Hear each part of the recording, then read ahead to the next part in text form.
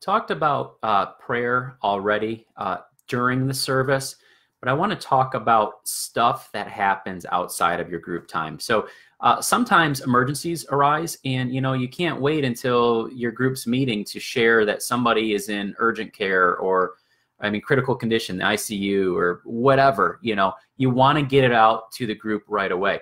So the way you do that is through a prayer chain. Now, this is debatable. I put this after beyond week one because really week one's where you're capturing everyone's email addresses. I want you to be very clear to the group that this serves multi-purpose.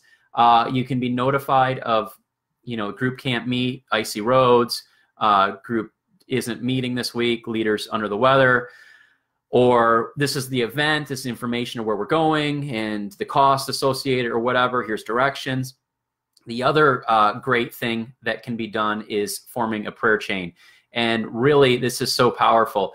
As a campus leader, I would really encourage you, if you have the ability, to follow up on all of these things, not only just getting the information and passing out to your group, but for instance, if there is a need, somebody in your group has a need, and there's a way that you can step into that role and help, bring them comfort. And even if you can't physically be there, but you call them and you say, I'd like to pray with you over the phone, that's wonderful. Sometimes they may want you to go up to the hospital to be with the family, be a source of care. So you're taking on, as this develops, as you start to have more time with these people and invest in their lives, you're taking on a pastoral role. You really are, whether you realize it or not. And they're going to be looking to you because you're physically there and able to do that. So you don't necessarily have to be the one that does the prayer chain. Maybe your gifting you're not technologically savvy. Identify somebody in the group that is.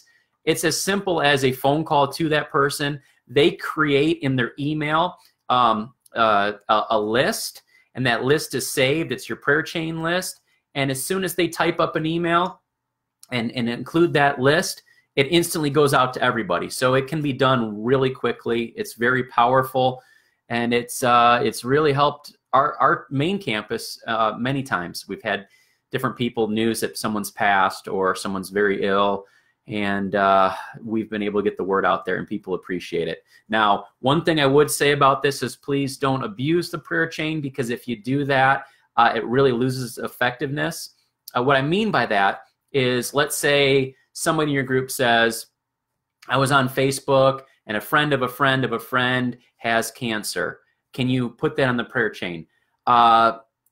Actually, I'm not going to do that, because if I keep getting requests like that, people don't pay any attention because they have no connection at all to a friend of a friend of a friend on Facebook.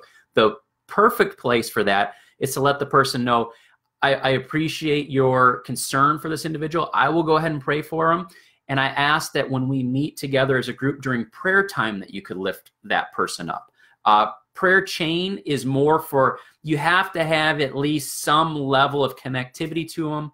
Otherwise, it's just, you're getting bombarded by, somebody has leukemia somewhere. So I'm trying to be real respectful when I say that, but that is more for at your service, lifting up that prayer request, than sending out an immediate, we need to be praying right now for someone that, we don't know.